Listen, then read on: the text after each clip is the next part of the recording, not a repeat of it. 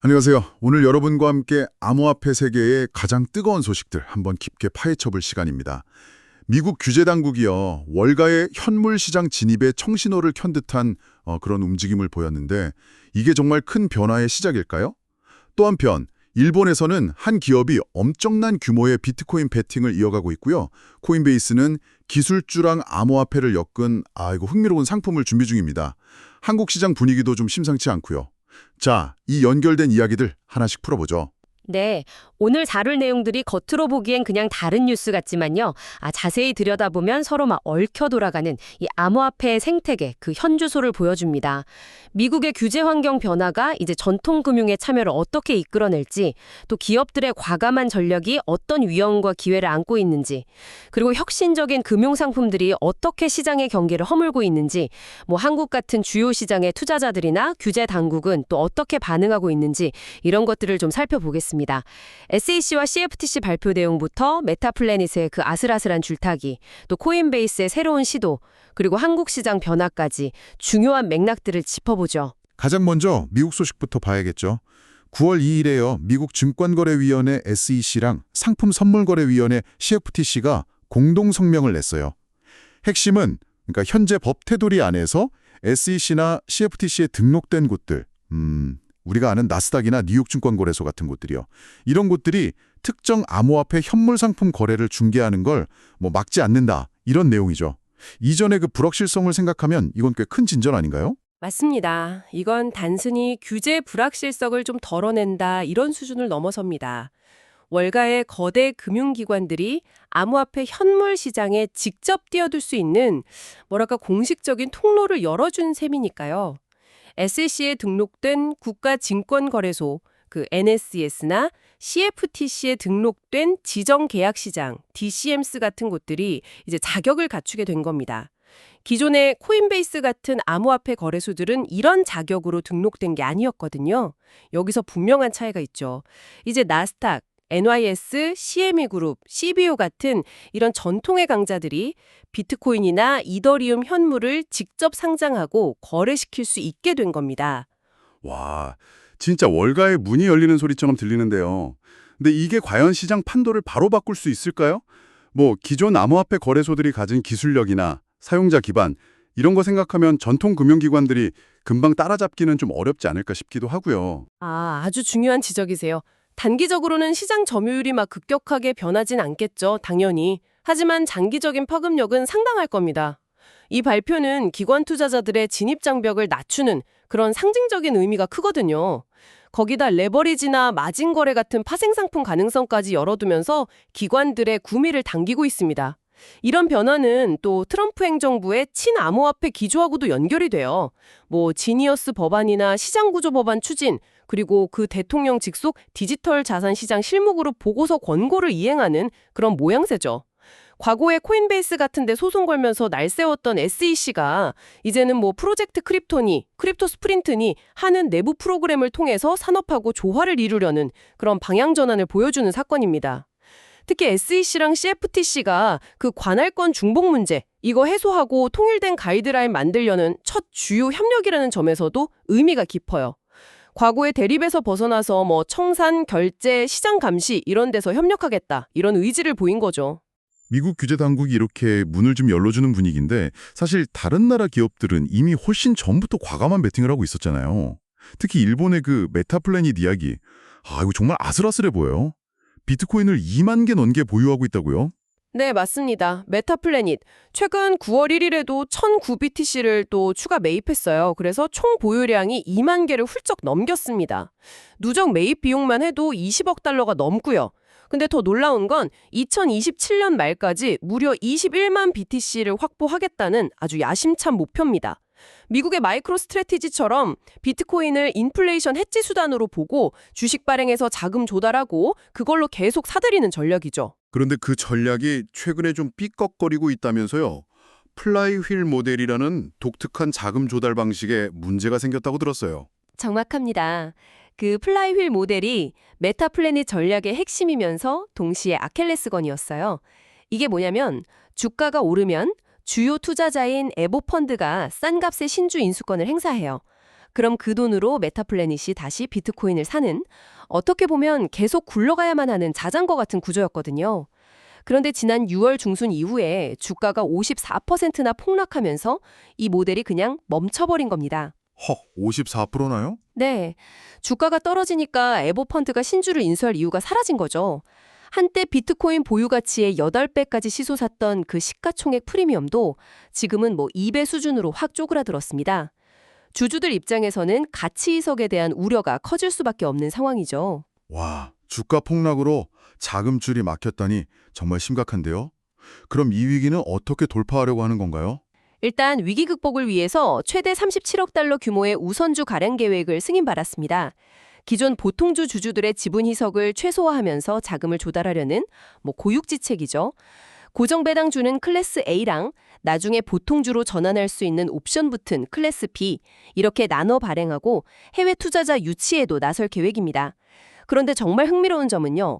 이런 자금난과 주가 폭락에도 불구하고 최근에 1009 BTC를 추가 매입하면서 우리 비트코인 전략 절대 포기 안 해, 이런 의지를 강력하게 보여줬다는 거예요.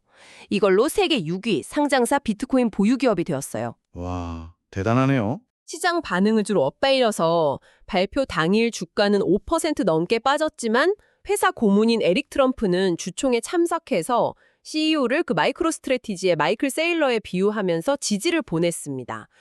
다만 현재 비트코인 시장 자체가 기술적으로는 좀 MACD나 RSI 같은 지표들이 추가 하락 가능성을 보여주고 있어서요. 메타플래닛 행보가 더 불안해 보이는 측면도 있습니다.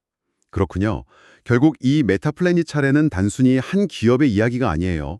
기업형 비트코인 금고 전략이 가진 강력한 매력, 그리고 동시에 플라이휠처럼 특정 자금 조달 모델이나 시장 상황에 너무 의존했을 때 얼마나 취약해질 수 있는지를 아주 극명하게 보여주는, 어쩌면 좀 경고 같은 사례죠.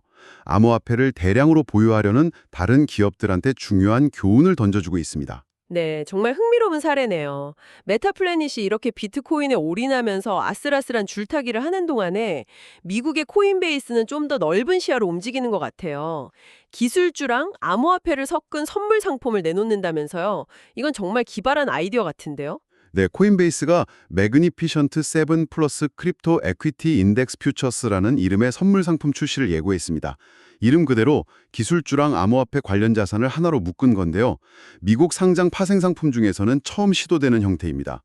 투자자 입장에서는 개별적으로 접근해야 했던 두 유망 자산군을 하나의 상품으로 편리하게 투자할 수 있게 되는 거죠. 구체적으로 어떤 자산들이 들어가는 건가요? 매그니피션트 7은 알겠는데 암호화폐 쪽은 뭐가 포함되죠? 총 10개 자산을 똑같이 10%씩 담는 구조입니다. 기술주 쪽에서는 말씀하신 매그니피센트 7, 애플, 마이크로소프트, 알파벳, 아마존, 엔비디아, 메타, 테슬라가 들어가고요. 암호화폐 및 관련 자산으로는 블랙록의 비트코인 현물 ETF, IBT, 이더리움 현물 ETF, ETHA, 그리고 코인베이스 본인들의 주식, COIN, 이렇게 3개가 포함됩니다. 아, 그러니까 기술 성장주랑 디지털 자산 대표 주자들을 한 바구니에 담은 셈이네요. 그렇죠. 상품 구조를 좀 더 보면 매달 만기가 돌아오는 현금 결제 방식입니다.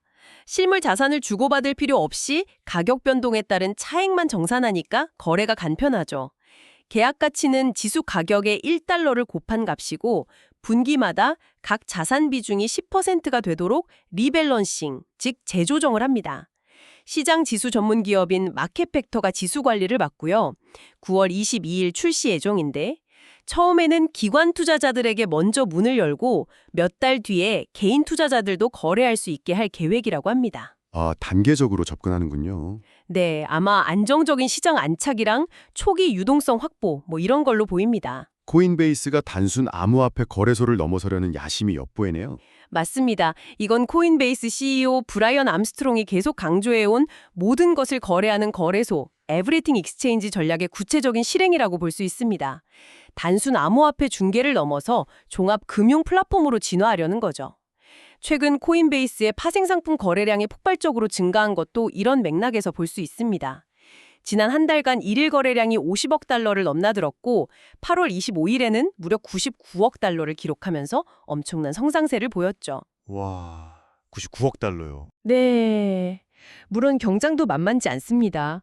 크라켄도 닌자 트레이더 인수를 발판 삼아서 자체 카생 상품 플랫폼 내놨고 피규어 테크놀로지나 제미니 같은 다른 암호화폐 기업들의 IPO 움직임도 활발하고요.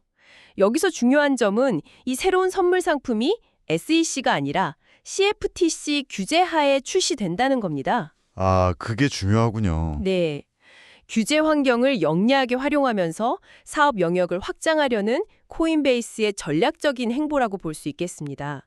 결국 이 상품은 단순한 신규 출시가 아니라 코인베이스가 전통 금융, 트레드파이랑 암호화폐 세계 사이의 경계를 허물고 규제 틀 안에서 영리하게 움직이면서 종합 금융 플랫폼으로 나아가려는 아주 중요한 발걸음인 셈입니다. 이런 글로벌 기업들의 움직임은 각 지역 시장에도 영향을 미치겠죠. 특히 한국 시장 상황이 흥미로운데요. 최근 한국 개인 투자자들 사이에서 자금 흐름에 큰 변화가 있었다고요? 한때 서학개미들의 최애 종목이었던 테슬라에서 돈이 빠져나가고 있다면서요? 네, 그렇습니다. 지난 8월 한 달 동안에요. 한국 개인 투자자들이 테슬라 주식을 무려 6억 5,700만 달러치나 순매도했습니다. 역대 최대 규모인데요. 한때 정말 열광적인 지지를 보냈던 테슬라에서 등을 돌리는 모습이 아주 뚜렷합니다. 와, 6억 달러가 넘는 돈이 빠져나갔다니 엄청나네요. 그럼 그 돈은 다 어디로 갔을까요? 혹시 암호화폐 쪽인가요? 네, 정확히 보셨습니다. 그 자금이 상당 부분 암호화폐 관련 주식으로 흘러 들어갔습니다. 올해 들어서 한국 투자자들이 매수한 미국 상장 암호화폐 관련 기업 주식 규모가 12억 달러를 넘었고요. 특히 8월에는 비트마인 이머전 테크놀로지, 서클, 그리고 방금 이야기한 코인베이스 주식을 집중적으로 사들였습니다. 아, 그렇군요. 또 불리는 예측 불가능성에 대한 피로감, 이런 것들이 복합적으로 작용한 것 같습니다. 동시에 암호화폐 시장의 성장 가능성에 대한 기대감이 커지면서 투자자들이 과감하게 갈아타는 움직임을 보인 거죠. 이게 단순히 다음 유행을 쫓는 건지 아니면 정말 한국 투자자들 사이에서 암호화폐에 대한 믿음이 커진 건지 이건 좀 더 지켜봐야겠네요. 네, 그렇죠. 분명 의미 있는 변화이긴 합니다. 개인 투자자들 뿐만 아니라 한국 기관들도 움직임이 있나요? 네, 기관 투자 쪽에서도 주목할 만한 소식이 있습니다. 금융회사 비트플라닛이 국내 최초로 기관급 비트코인 트레저리, 그러니까 기업 차원의 비트코인 보유 및 관리 시스템을 구축하겠다고 발표하면서요. 4천만 달러 규모의 비트코인 매입 계획을 밝혔습니다. 코스닥 상장사 SGA를 인수한 뒤에 사명을 바꾼 곳인데요. 부채 없이 자산을 운용하면서 장기적인 성장을 추구한다고 강조하고 있어요. 오, 기관급 트레저리요? 네, 이건 앞서 살펴본 일본 메타플래닛 사례처럼 아시아 지역에서도 기관 투자자들이 비트코인을 핵심 자산으로 편입하려는 흐름이 나타나고 있음을 보여줍니다. 한국도 본격적으로 기관들의 비트코인 보유 경쟁에 뛰어드는 신호탄, 이렇게 해석될 수도 있겠습니다. 규제 쪽은 어떤가요? 한국도 스테이블 코인 관련 논의가 뜨겁다고 들었는데요. 코인 발행하고 유통하기 위한 여러 법안들이 경쟁적으로 발의돼서 논의 중입니다. 해외 스테이블 코인이 국내 시장에 미치는 영향력이 커지면서 우리 원화 기반의 안정적인 대안을 마련해야 한다. 이런 공감대가 형성된 거죠. 다만 세부 내용에서는 좀 이견이 있어요. 발행사 자본금 요건을 50억으로 할지 5억으로 할지, 준비금은 100% 현금성 자산으로만 할지, 또 발행사가 예치된 준비금에서 나오는 이자를 받거나 사용자에게 지급하는 걸 허용할지 말지, 그리고 감독기관을 어디에 둘지, 대통령 직속위원회 신설 제안 같은 것도 있고요. 금융안정과 산업혁신 사이에서 균형점을 찾으려고 아주 치열하게 논의 중입니다. 복잡하네요. 네. 참고로 2억 원 금융위원장 후보자는 암호화폐 자체 투자에 대해서는 좀 신중한 입장이지만 규제된 틀 안에서의 원화 스테이블 코인 발행 가능성은 긍정적으로 보고 있습니다. 특히 통화 주권 관점에서 국내 메인넷 기반 발행을 언급하기도 했죠. 아하. 한편 금융당국의 감독 강화 움직임도 눈에 띕니다. 최근 금융감독원이 대출 서비스 중단 공고를 따르지 않은 빗썸에 대해서 현장 검사를 실시했고요. 국제공조도 강화되고 있습니다. 한국이 OECD의 암호자산 보고체계 CARF라고 하죠.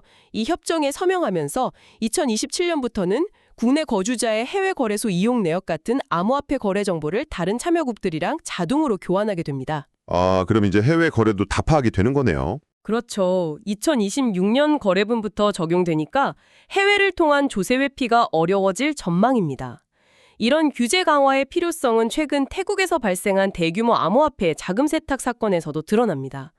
한국인이 연루된 이 사건에서는 USDT 테더 스테이블 코인을 이용해서 약 5천만 달러를 불법적으로 금으로 세탁했는데 이게 암호화폐가 국경 간 자금 세탁에 얼마나 쉽게 악용될 수 있는지를 보여주는 사례거든요.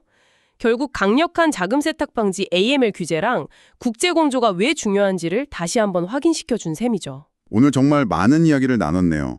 미국에서는 규제가 명확해지면서 전통금융의 참여길이 열리는 듯하고 일본에서는 메타플래닛처럼 위험을 감소하면서 비트코인에 올인하는 기업도 있고요.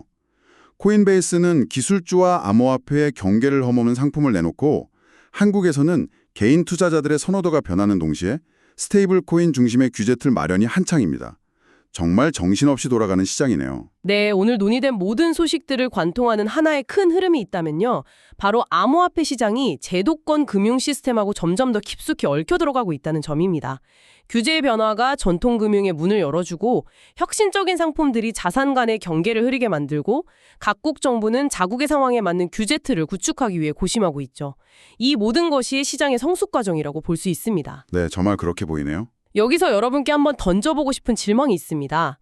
이렇게 빠르게 변화하는 환경 속에서 앞으로 전통적인 금융 강자들하고 코인베이스 같은 암호화폐 네이티브 기업들, 이들 사이의 힘의 균형은 과연 어떻게 재편될까요? 과연 누가 이 새로운 시장 환경에서 주도권을 잡게 될지, 그리고 우리는 어떤 신호들을 통해서 그 변화의 방향을 읽어내야 할지 한번 생각해 보시면 좋겠습니다. 정말 흥미로운 질문이네요. 앞으로 시장을 지켜보는 중요한 관전 포인트가 될 것 같습니다. 오늘 저희가 준비한 깊이 있는 이야기는 여기까지입니다. 다음 시간에도 여러분의 눈과 귀를 사로잡을 흥미로운 정보로 다시 찾아뵙겠습니다. 감사합니다.